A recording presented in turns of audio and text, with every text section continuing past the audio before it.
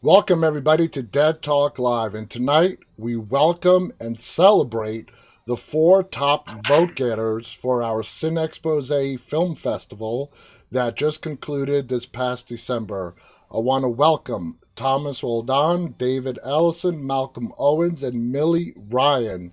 Guys, congratulations, first off, for getting the top four votes in the festival. And above all, I want to say to you guys, picking up a camera and creating something with just an idea, that takes a lot of courage. And people don't really understand how hard it is and how it does take a lot of courage to do.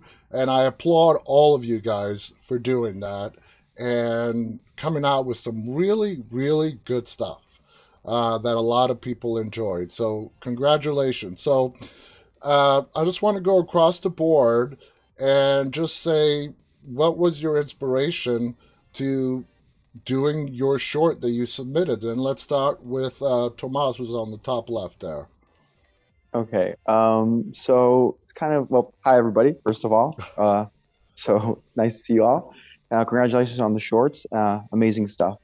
Um, so it was kind of a funny story.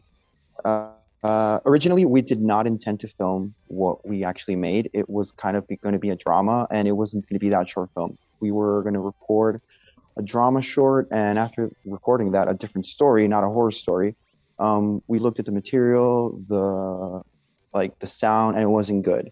So we had these actors. We filmed this short in Argentina, in Entre Rios, which is one of the provinces, and we had basically everything there, the equipment, but the story wasn't working. So we scrapped it, and there was this really cool location that really caught my attention, which was the gas station. Yeah. And a few days before, we were actually shooting and creating like some photos inspired by some Pinterest images, kind of like Suspiria by Dario Argento. And it was kind of like that vibe playing out with the colors, kind of like art housey, you know? Hmm. And from there, kind of like this, like a story popped up, like what happened if we grabbed like kind of like the ghost image, also inspired by David Lowery's A Ghost Story. Really love that visual, um, like the idea of a ghost with just a blanket is something that really resonated, but it doesn't always work. So what if Hmm. we make it kind of like a B movie with lots of colors and kind of like justified by these two worlds? So kind of like we parted from there. And it was funny because we had four actors, so everybody was there, and I couldn't like just knock one of the actors out. So I had to work out and make one character like for each of the actors. And we only had one Tascam recorder, so we didn't have a boom operator, so we had to like work around that. So that's why no two actors talk on screen in the same shot. So Ah. that's where we added the phone. So it was kind of like a problem solving thing. Hmm. So it was, well, I mean, whoever makes independent films, which is all of us, I guess, knows what it is like to make a film in these conditions. So it's kind of like problem solving. So once we had the script, we had the characters, we had the style. We just worked out with two RGB lights, kind of like the same style with the photos, and it just took a life of its own. And yeah, it was inspired Absolutely. kind of like that. And that's how you got Ruta, which is the name of your short. And necessity breeds basically innovation. You know, you got to work with what you have, and you make it work. And time again, whether it's a multi-million-dollar film that you're working on or the lowest budget films, there are going to be problems that you come across that you got to work your way and think a way around. So let's move over to Millie. Your film is was co-directed. What's the name of your the other director? That would be Jacob Tamas. Jacob. Now Yeah. your film is Solus, and it was very good as well. All the films are great. I'm a sucker for a good paranormal story. So tell us the inspiration behind Solus. Oh, the inspiration behind Solus. It's write what you know. Is that not lesson one? And so for me, basic backstory, I had a lot of anxiety, a lot of mental health problems, and I actually didn't leave the church, which is actually, I'm on set at the moment. Solus was actually filmed in my house. Wow. So we own a church, and that church is a second-hand store. This building was built in 1863. A lot of history here. I can imagine. A lot of ghosts, a lot of spirits, and I, for one, don't really mess with that side of stuff. So there was a lot of fear in that, and it's like, okay, what am I afraid of? I'm afraid of being alone. I'm afraid of my parental figure dying, and I'm afraid of Ouija boards and demons and that kind of stuff. So that's pretty much where the inspiration came. Awesome. Now, moving on to David, okay? Familiar. Now, Familiar, I would have to say, out of all the movies that were submitted, was the most cinematography rich film out there. In fact, there's no dialogue in it at all. But yet the imagery that you brought to the screen was absolutely phenomenal. Thank you. And very good special effects. So I would love to hear what inspired that story that takes place, what is it, in the early 1900s, like post-World War I era? Yeah, it's kind of like a Shawshank Redemption type era, and basically it's actually based off a full feature screenplay that I wrote, and the idea came from at the time I was living with someone, and it wasn't working out, and as a result I was getting really, really depressed, and that kind of back and forth, I was thinking there's a film in here somewhere, and I was also watching Tina Turner, What's Love Got to Do with It? When obviously there's the domestic abuse going on between Ike Turner and Tina Turner. And then shortly after that, I watched the 1979 Salem's Lot, which is such a good movie. Oh, yeah. And the helper to the vampire, you know, you'd see him at the doorway going into the house. And I remember thinking, what goes on in the house when there's nobody around? What's the relationship? And what if it's this like toxic, abusive relationship, kind of like Ike and Tina Turner, do you know what I mean? Where he has to do as he's told. Sometimes he does do as he's told, but he still gets attacked because you've just got this thing victimizing him. And so it came from, that sounds really dark actually, but yeah, that's where the majority came from. And obviously, you know, the experience I was going through at the time with this flatmate where it just wasn't working out. And, the effects we got from, I just put a post up on a Facebook group, which was all about visual effects, and just basically said, I'm looking for a guy to do some VFX for us for this film, thinking that we wouldn't get as good as what we got. And the guy who got in touch was a guy called Dimitri, who works for Disney. He's currently working on the live action The Little Mermaid movie. And at the time, he was so fed up with doing cutesy stuff. He was just like, I just want to do something cool, and Evil Dead 2 and all that kind of stuff. And I said, well, hey, this might be right up the street. So, you know, he just totally got into it, loved it. All he did was charge us for materials as well. Wow, that is so cool, man. Yeah, we got ridiculously good quality out of the guy, and nothing was too much trouble for him. You know, originally it was going to be a latex mask, and he was like, no, we won't do latex, we'll do silicone because it looks better. And I'm like, well, that costs more. He's like, fine, don't worry about it. The guy was a dude, honestly, and it was just like, and when we shot it, he was so proud of what we'd done, and he said, you shot the creature the way I liked, and all that kind of thing. So yeah, awesome, man. Congratulations. All right, thank you so much. Thank you. Next we move on to Trapped and Malcolm, and I'm sorry, I didn't the co-director, I didn't catch her name. I'm sorry. So this is actually my cinematographer. Basically, he reads my scripts right after I get them done. He does pretty much everything. So I just show him everything. We pretty much work together. It's like we're inseparable. We're pretty much a team every time we do something. So while I do direct it, you know, we hash it out. I yell at him and tell him that's not what I want. And I say, yes, sir. I get the shot. So you guys came up with Trapped, one of the longest of the shorts. It was just over 30 minutes. And I have to say, it's like every person's worst nightmare to wake up somewhere and you cannot escape. You can, no matter what you do, you can't leave. What inspired that story? So this is, a lot of people have asked me this, and they always watch it and say, so what do you think when you're watching this? So it's really funny because the first thing that I thought of was I was working at a movie theater at the time, and I was in the theater cleaning it out, and I just looked up. I was listening to the music as we were in there. I said, God, I hate my job. That was my first thought. I said, I should write this into something. So initially, I ended up writing this. It was around 15 pages at first, and it just kept growing. And it really came a lot from the just meandering day to day, doing just the work every single time. So as you see in the short, the main character has to go through the everyday work of getting every single thing handed to him. He doesn't know what's going on. You could see like the demons as sort of like management. You could see the other people as sort of his co-workers that he has to be there to bear with. The new guy the new guy at work. But really, this was just all coming from my work life, and the actual inspiration for directing it itself. I didn't realize this until afterwards, but a lot of people told me that it was really inspired by The Shining, which I watched not too long before I actually went and directed it. Wow.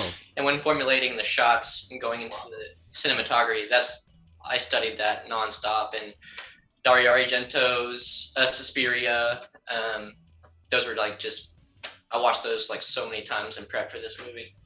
That is so cool. Now, I want to go across the board again. You guys all did horror shorts, okay?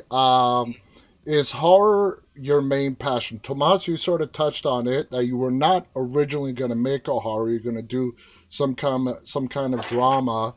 But is horror a passion of yours? Yes, actually, it's one of the genres that actually got me into filmmaking. As a kid, I've always watched horror movies, Stephen King. My mom actually didn't let me watch any movie that had sex scenes, but if it had blood, it's okay. So it's like that's good parenting, you know. But yeah, like I watched Chucky as a kid. But yeah, horror has been with me always. How about you, Millie? Is you talked about the very spooky environment that you live in. So has horror always been a part of your life? Actually, no. We mentioned A Ghost Story before, and that's way more up my alley. I'm a drama girl through and through. Now let me ask you a question. You mentioned the environment, the church, and all that. Is when you were making this short, would you say it was sort of a way of you dealing with your fears? Absolutely. And did it help? Yeah, easy. Yes, it did. I actually got my mother involved, so the woman opposite me in the short is actually my real life mother. And no, she didn't want to smother me as a child. That line was very weird. I just wanted to. She wasn't happy saying it. Yeah, I'm like, I just wanted to smother you. I'm like, wow, okay. Now, David, horror. Coming up with such a short like you did, I gotta assume you're a true horror fan, right? Yeah, I'm a creep, man. I'm into all sorts of like creepy stuff like that. But I'm very much. My short was, for me, the creepiest stuff's like the old stuff. I mean the really old stuff, like silent movies creep the hell out of me. It could be a drama and it's still creepy because you've got these sinister wides and the people with the freaky eyes and stuff like that. So for me, I'm kind of harkening back to that. It's why I made it with no dialogue, so that it was kind of felt like a little bit of a silent movie. But yeah, I used to, I was the same as Thomas. I was, my parents would let me watch anything apart from, as soon as sex came on, it was bed, and, exactly. But I could watch anything, I remember the only film they wouldn't let me watch was Evil Dead 2. And they said, you can watch it tomorrow in the daytime, just in case you get nightmares. They let you watch the first one, though? Well, it was banned in the UK for so long, so we couldn't get a hold of it. But they'd let me watch The Exorcist, they'd let me watch American Werewolf in London. But when they hired, what's it called, the one with Jack Nicholson, Witches of Eastwick, and he starts flirting with Cher, it was bedtime, man. I couldn't watch that. Yeah.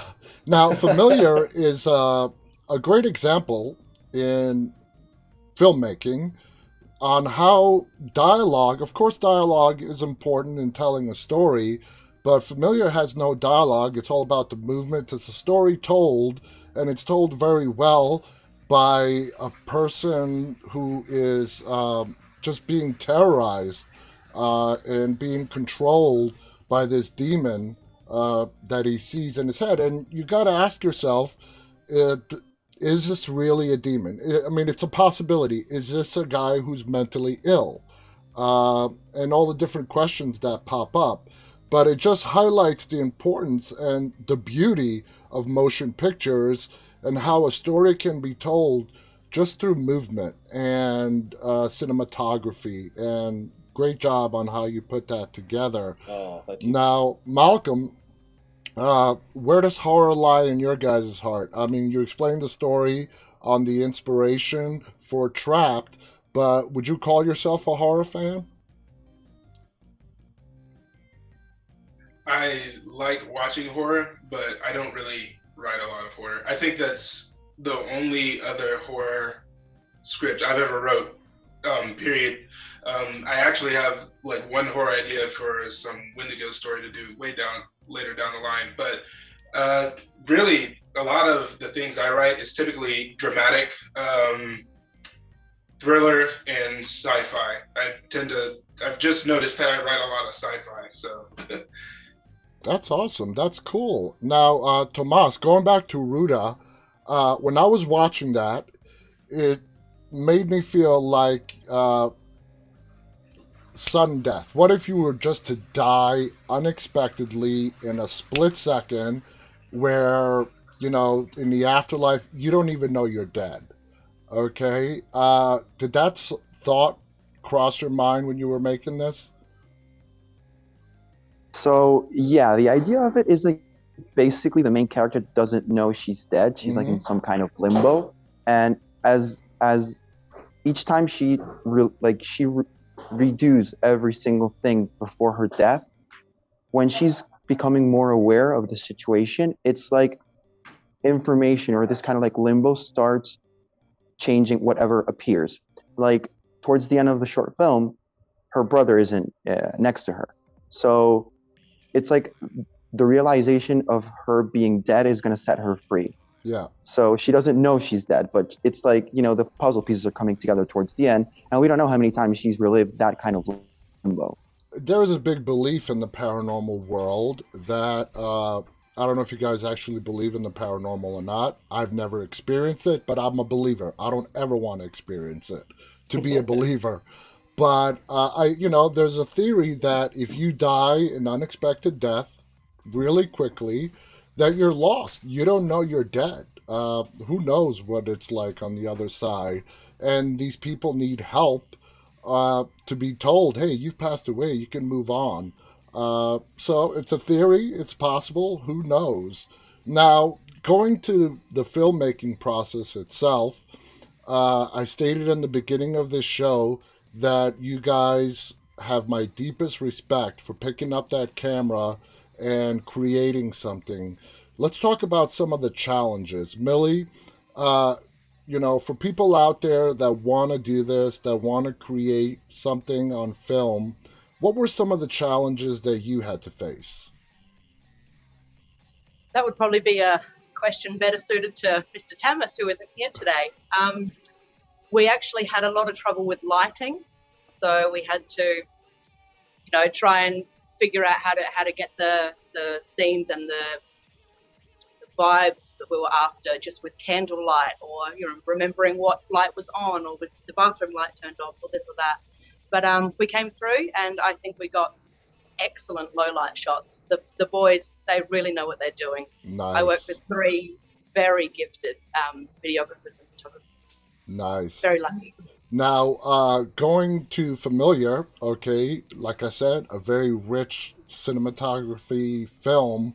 You must have faced a lot of challenges into getting those shots the way you did. I would assume you must have.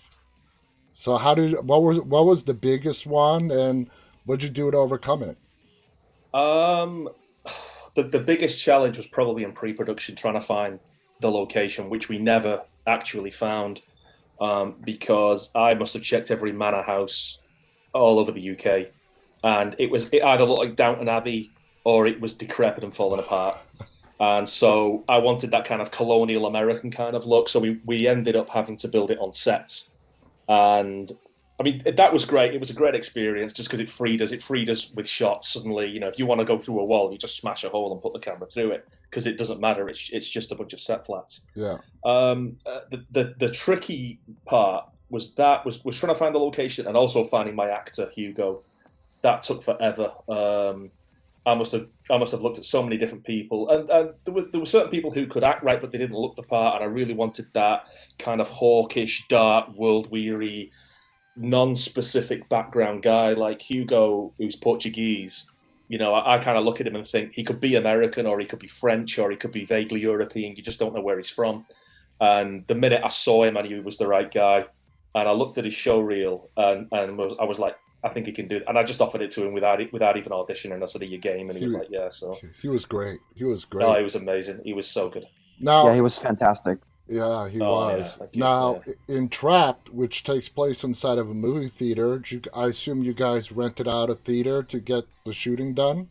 Yep. I went on Oklahoma's film commission website, and they have a great list of places, and we actually just went ahead and called the place, asked them, can we rent this out for 3 days?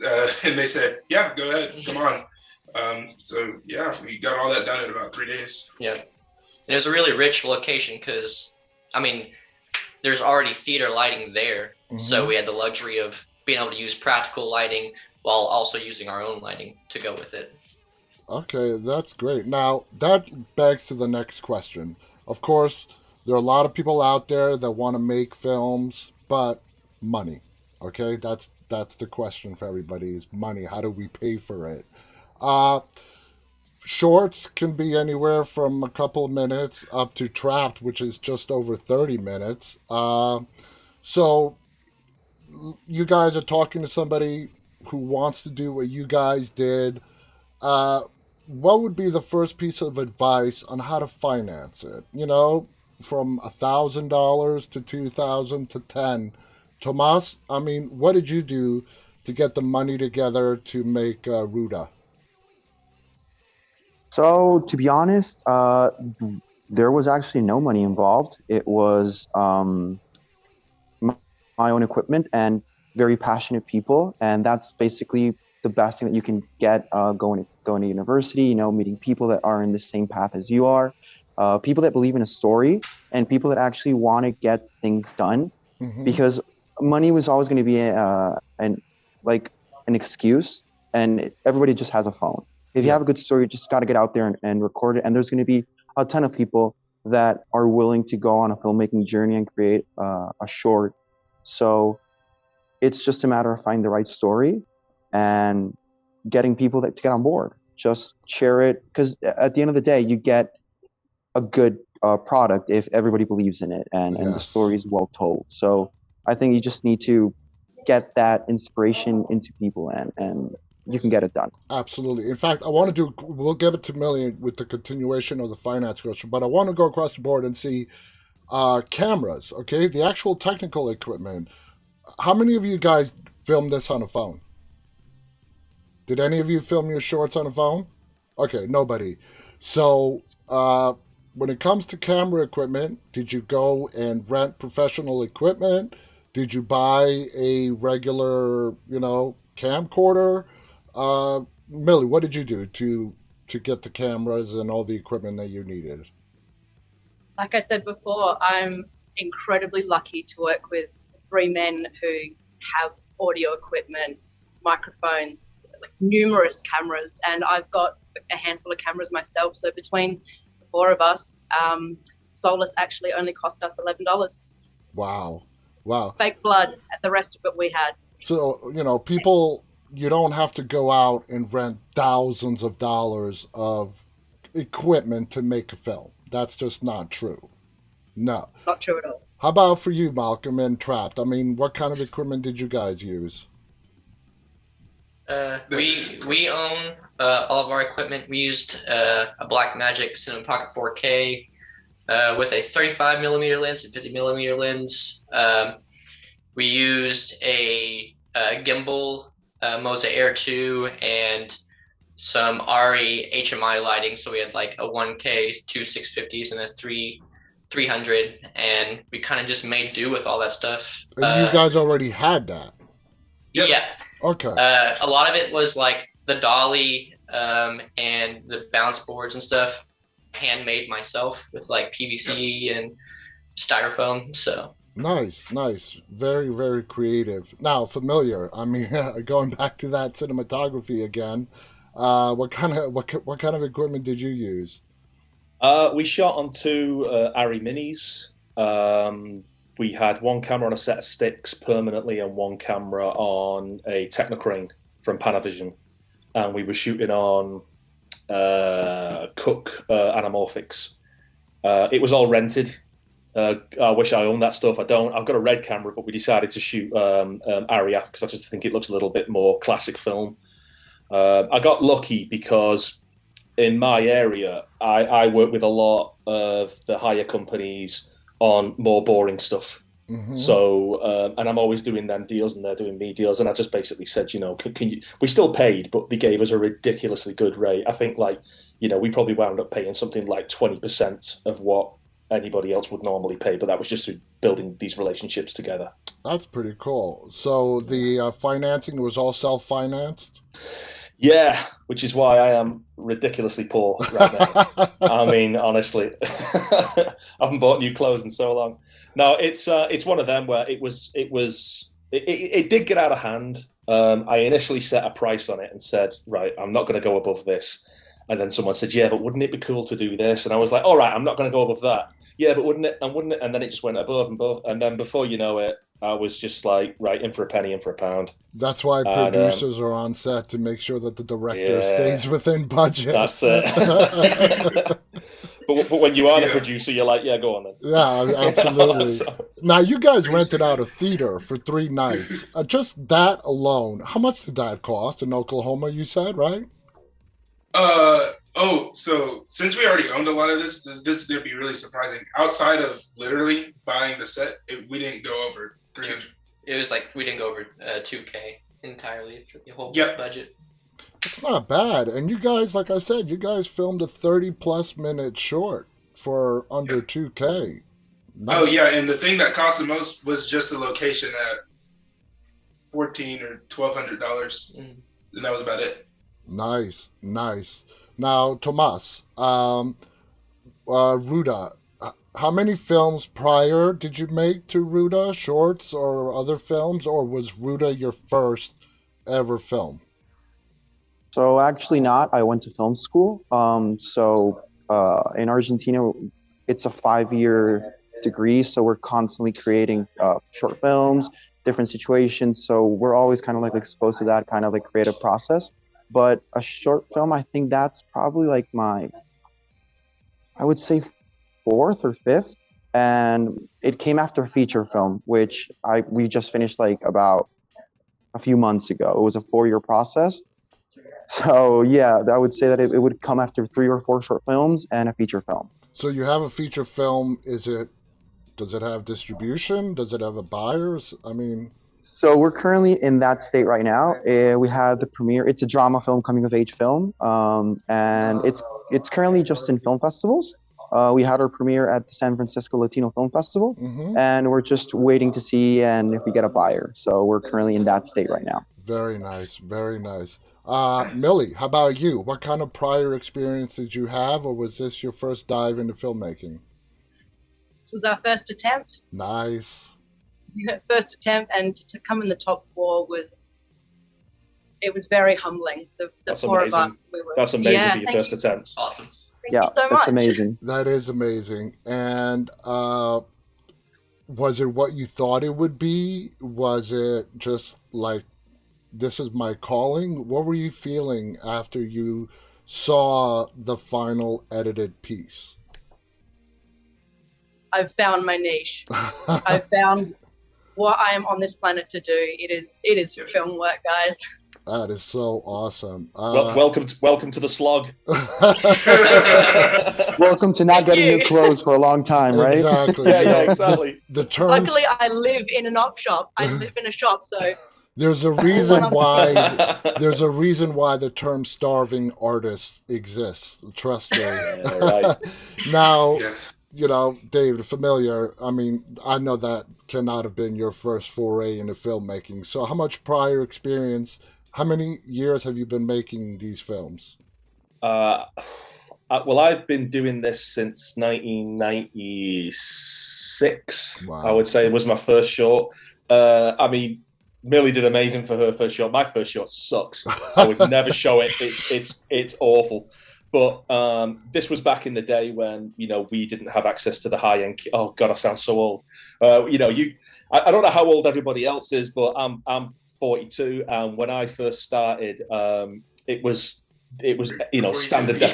Yeah, right. It was standard definition, man. It was hand cranking the standard definition horror stuff, and it was trying to make that look good, and it was so difficult. And you know, getting hold of high end equipment was so difficult. We had no DOP friends or anything like that. I set up my own corporate video company and started to generate equipment and things like that, and I worked on more and more high end stuff. And it was just teaching myself about the high-end cine side of things that helped me kind of get through it all. Because I'm a DOP as well, and I can DOP to a certain level, but not as high as the guy who DOP'd my film. But because of that, it enables me to kind of, you know, go a bit more above and beyond. Now, how about you guys? You said you guys have known each other forever. You've been working together for a really long time. How many films prior did you make before this, or was this your first dive as well? Us? Yeah. So, this was not really our first, but I never took film school ever in my life. I've wrote 1 or 2 screenplays right before that, and we kind of just jumped into it. So the first thing that we ever did was this thing that we shot at my own home, and it was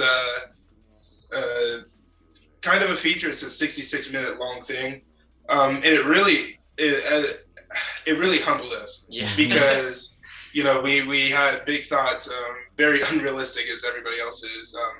And again, we're also young, so, you know, we're very ambitious still. But after making it, I went ahead and said I wanted to do this short film that I wrote. So I went ahead, did everything, and this is the second thing we've ever done in film at all.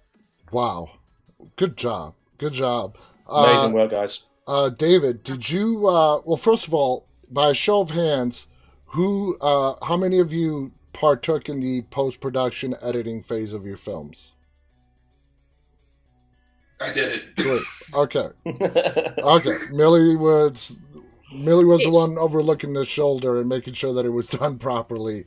When it comes to the editing, post-production, that is probably one of the things that takes the longest times. It doesn't matter. I'm an amateur editor. I've been editing for 20 years, and I know the work it takes to put together just a 1-minute clip. David, with Familiar, how long did the editing process take to get it just the way you wanted it to? The editing actually wasn't too bad. I think because our editor was doing a lot of TV, so we could only spare, I don't know what it was. It was something like 2 days a week. And that was actually not too bad. I think the process that took the longest in post was the sound design. And that was because we went through, I think, 4 or 5 different sound designers who came on board, and nobody was delivering the way we wanted. So we wound up just doing it ourselves. Well, explain to the people what a sound designer does. So sound design is basically creating the soundscape of the film, the atmospherics, the sound effects, acknowledging every audio event that may happen outside of the score and dialogue. And everything felt a little bit, I don't know if this reference works for you guys, but everything felt a little bit Doctor Who. It felt a little bit cheap. People were using sound effects, and I thought, I've heard that sound effect a million times before. And they were doing the obvious stuff, and we wanted it a lot more subtle. So when we were in post, the composer of the film, who's my best friend. Yeah. He said, "Look, I'm pretty sure between me and you, we could do this ourselves," and that's what we did. And then we put the sound, laid the carpet down, and then sent it off and got the whole thing mixed. I think editors in the industry are some of the most underrated people. I mean, I don't think they get the credit they deserve because yeah, for sure. Yeah, a movie can be made or broken in post-production. Definitely, it's legit made in the editing room. It is. Yeah. It really is. What's great is when you get an editor who just thinks of something you never even thought of, or sometimes it can be a mistake. Sometimes they can just, put something that shouldn't be there, and you're like, whoa, actually, that's really cool. Yeah. And sometimes it's intentional, sometimes it's not, but you can be so close to a project and not see the right way to go about it. Or you can be fighting to keep a scene in or a shot in that you're like, that has to stay in, and they're like, get rid of it. And sometimes you'd get rid of it, and it's like, wow, that's like 50 times better. So the art is so essential, and so underrated.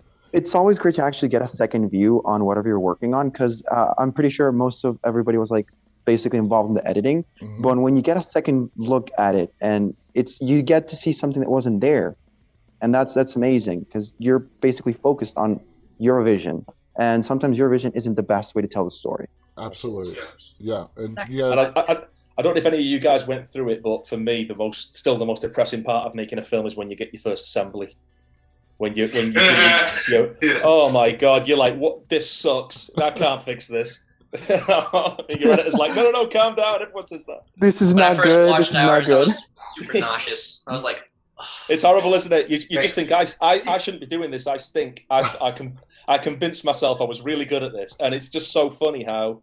I see like interviews with big directors who say the same. They get into the editing room. There was one director, and he says the editor had a little sticker on the bottom of his monitor that says, "Your assembly will suck.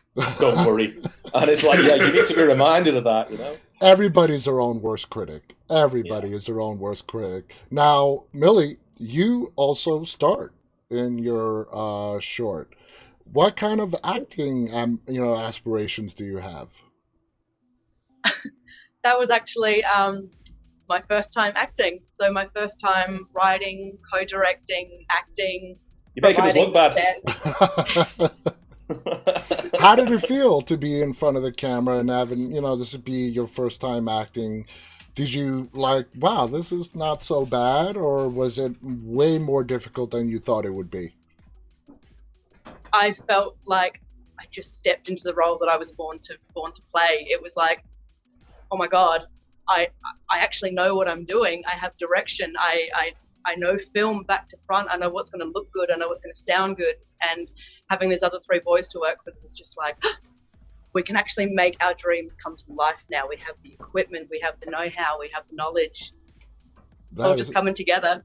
Now, you mentioned the Ouija board earlier, which is in your short. Were you at all, cautious about using a Ouija board, even though it was just for a film? Oh, 100%. Anytime that I was like, Mom, are you there? Can anyone hear me? My fingers were not on the planchette. I was not connecting to that realm at all. No way. I'm on one now. Just don't bring whatever you have with you over here. Now, the setting, the time period, David, for Familiar. I know you sort of touched on this earlier, but how important to the story was that, the actual time setting? It didn't have to be super specific to the year. It was more, I just wanted it in this timeless kind of setting. For me, I'm not a fan of modern horror, mainly because I feel technology undermines it. Mm-hmm. This is just a personal thing, Well, I've spoken to a lot of directors, and almost everybody loves practical effects as opposed to computer-generated stuff. I think for me, it's just the most pure form of escapism I can do for myself. Like, I don't want for my films to kind of go, oh, that's a road that I might see, or that's a place that I might see. I want to see places that it's like, well, that doesn't really exist anymore. Yeah, that time's gone. So I want to live in that time a little bit rather than be something that's too close to familiarity. Very nice, very nice. Moving forward now with you guys and what you want to do, we have newcomers, we have some veterans. What would you like to do next? Tomas, let's start with you. You said you have a feature that is in festivals right now. You have made plenty of shorts. Where would you like to see your career go from here? Let's hope that besides becoming the next Martin Scorsese, which would be great. No. There's not going to be a next Martin Scorsese. He's unique. So I would say I'm currently in post production of another short film, which I would say it's kind of like a drama horror. Okay. So let's hope that comes out in the next 5 to 6 months. We're color grading, sound designing right now, working on the music. So let's see how that goes. But I would love to just spend the rest of my life creating films. I guess that's what I love. It's a passion. It's something that, honestly, I would say I'm a workaholic on that. It's like I cannot stop thinking on film. Even watching a film sometimes, it's like I can't watch a film today because I'm going to start analyzing it, and I just can't. So I'm guessing that everybody has that same curse. It's a blessing and a curse at times. So sometimes just reading a book is just an escape, not watching a film. So let's hope that. Absolutely. Now, Solus, what year did you do Solus? Sorry? What year did Solus get produced in? When did you film it? Oh, that was September last year. Oh, really? So yeah, it was very new. Okay. Now, have you started working on? Are there plans for you to work on something more in the near future? We've already released 2 other short films, and we're starting to film our next one this coming Wednesday, so next week, and finishing that short at the end of the month. And then we've already written 3 or 4 more shorts. So every 4 weeks we write, direct, act, produce, and deliver a short film every 4 weeks. That's the challenge. Very nice. Now, you guys all submitted your films to our film festival. That's why you're here. Is that, Millie, what you're doing, what you guys are doing? Just, making the shorts and getting them out there to festivals to be seen? And basically, you guys are just looking for exposure, correct? To get your work seen. Yeah, absolutely. Absolutely. So this is great exposure today. Now, how about you, David? You've been doing this for a while. What would you like to see happen moving forward? Some money. Cool. Yeah. We hear you. Anyone send me your unwanted money? You got money, you don't need it, you send it to me. No.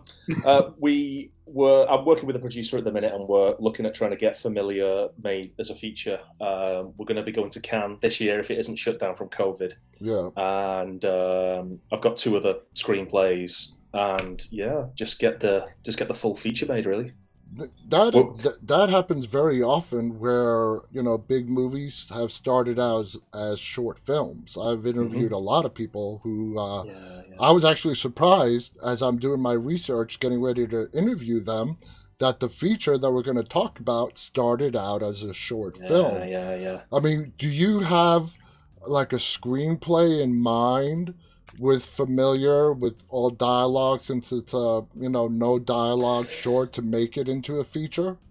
Yeah, the screenplay's already written. The short is essentially the first 10 minutes of the film, and then there is dialogue in it. It's very minimal. If you think of I'm trying to think, like M. Night Shyamalan kind of does it. Yeah. It's very minimal dialogue. It's very atmospheric and just low key dialogue. It's kind of like that. Okay. But I mean, it's still essentially like 5 people in it.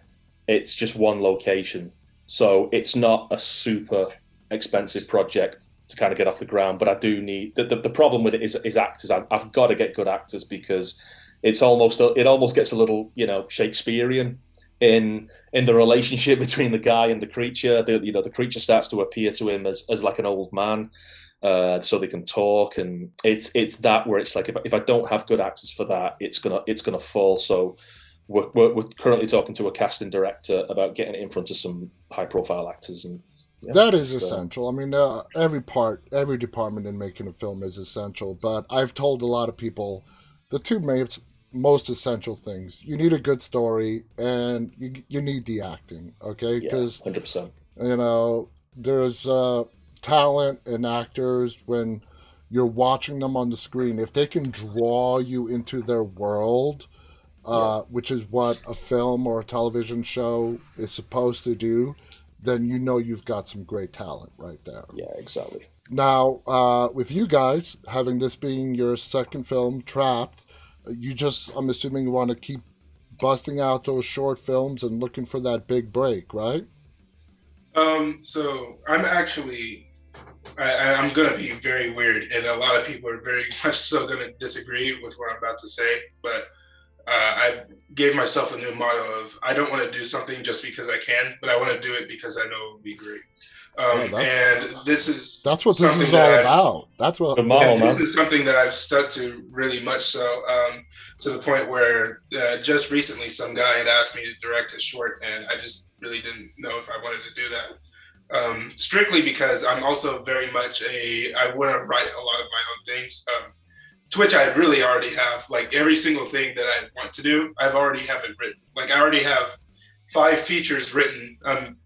I know I won't be able to do a few of them just because of how absolutely ridiculous budget that would be required to do it. But there's a few features I've wrote where one of them's just a one location, 8 cast crew. Another one is another one location. That is a hefty cruise of like 16 people, but I know quite a few actors. Oklahoma, in case you guys don't know this, we also have a rebate program where there's good tax incentives. If you film from $50,000 or up, you get 35% of your budget back. So we did that with Familiar. A lot of what we're looking forward to doing is I really want to find like somebody who has any stock in me at all to try and get something done, try and give them a product that they want and everything. So that's my biggest goal. And you got 5 scripts that are done? Yeah. Nice. Are they all just various genres all over, So I have 2. One is a sci-fi animation called Key to the Cosmos. I have another sci-fi script. It's a sci-fi drama called Cosmic Convalescence. Another drama called Terribly Good with Words. Comedic thriller called Piggy Went to the Market. And mystery thriller I just wrote called House of Judgment. Wow. And I think I covered all of them. That's awesome. And what you said, I mean, if people get into this industry to become rich, you're going to sorely be disappointed. No, seriously. Don't do that. Be sorely it's not the way. It doesn't work like that. You got to really believe and love in what you do to start this and to continue with it. And with Tell you what, I love the motto you guys had before. That was a cool one. Yeah. Thank you. Yeah. You guys, again, congratulations. You guys are great. I'm so ecstatic that you guys submitted your films to our film festival and made it such a huge success. It's been an honor talking to all 4 of you. I know there's going to be great stuff coming from all 4 of you. Millie, congratulations on your first film being such a success. Thank you so much. So that was a great film. I really loved your film. Yes, thank you. That was fantastic. I loved everyone's work. So you are all you guys are an inspiration. Great stuff, guys. That's the way to go. Just keep creating, never stop creating. Exactly. That's what this is all about. I want to thank all our 4 guests. I want to thank our audience for tuning in, whether you're watching this live or later on. If you guys have the passion for it and you want to create something, don't let anybody tell you you can't. I started this show with nothing. I didn't have a distant uncle in entertainment. I started this with nothing, and today I'm talking to you 4 great people. I'm to you 5 great people. So anything can happen. Don't let anybody tell you that you cannot do it. So congratulations again to you guys. Thank you to everybody. Till next time, stay safe, stay walking. Good night, everybody. Good night. Thank you. See you guys. Thank you. Thank you. See you guys.